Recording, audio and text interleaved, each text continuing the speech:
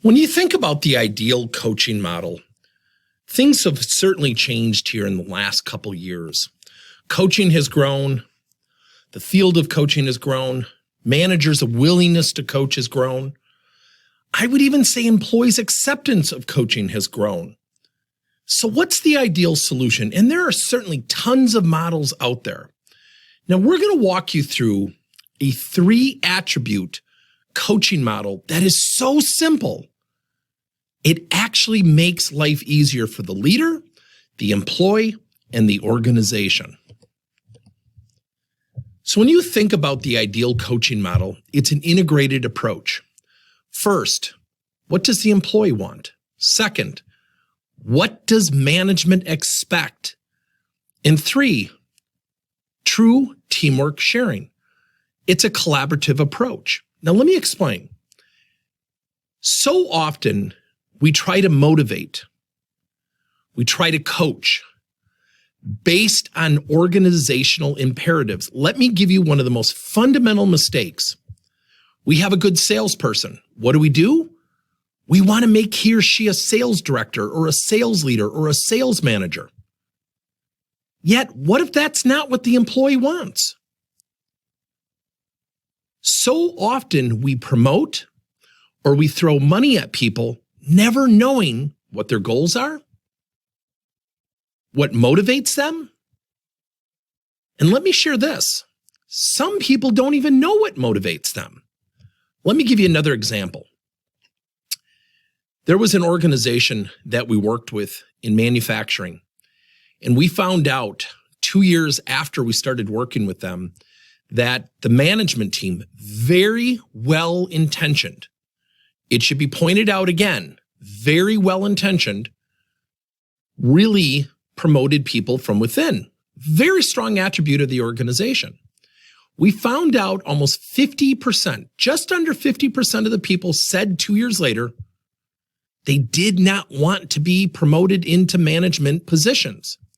When we interviewed and surveyed them, we found out the reason they didn't say anything is they didn't want to let somebody down. They felt like they couldn't say anything. So we went back to the management team and we said, do you know what motivates your employees? And we didn't get one solid answer. Not because they're bad people, not bad intentions, great intentions. Recently, we ran 4 virtual leadership sessions, and we asked everybody, 4 different companies, do you have a list of your people and what specifically motivates each person? Only one person said yes out of roughly 45 people. So if an employee wants to start his or her own business, if an employee wants to go back to graduate school, if an employee wants to go back and become a physician and say they're a nurse's aide, wouldn't that be valuable information? Number 2, we also have to understand as employees, we have a job to do. We have expectations. We need to perform. I in no way am manically saying, forget what the job is requiring.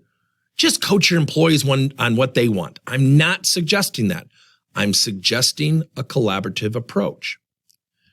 So let's say we have an employee who's working with a manager, and the manager is coaching the employee specific to what they expect as well as what the employee wants. Wouldn't teamwork, wouldn't engagement, wouldn't motivation dramatically increase? Let me give you an example.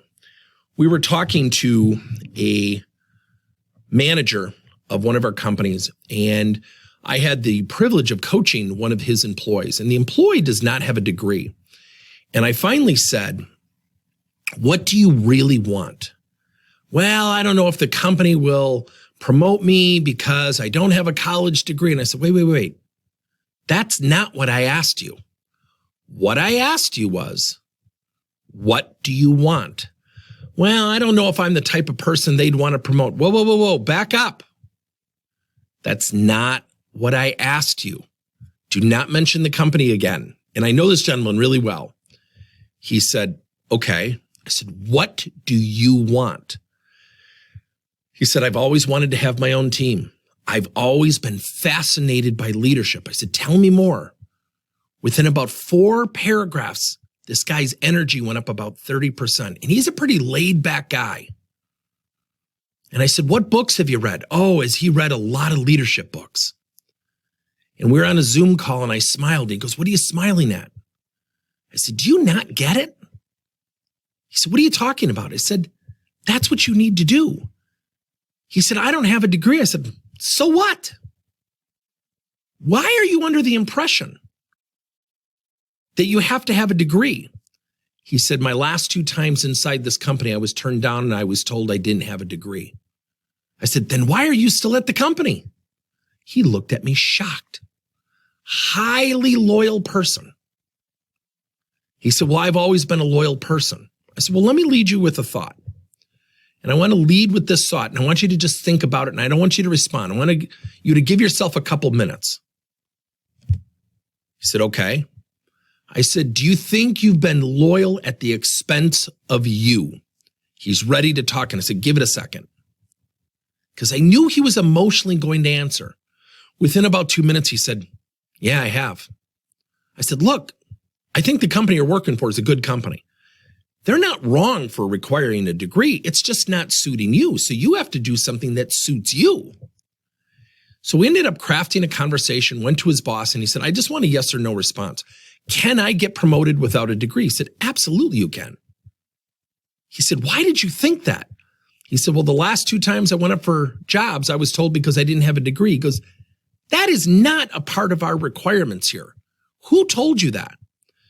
And it really created a very healthy conversation. And what it really came down to is 2 other leaders didn't know how to say someone else was more qualified. So they kind of rhetorically resorted to this, well, you don't have a degree, because they didn't know how to let the person down. They didn't know how to have the conversation. So this manager now, every single week, carves out 2 hours with this employee to just talk about his leadership growth. The relationship is fantastic.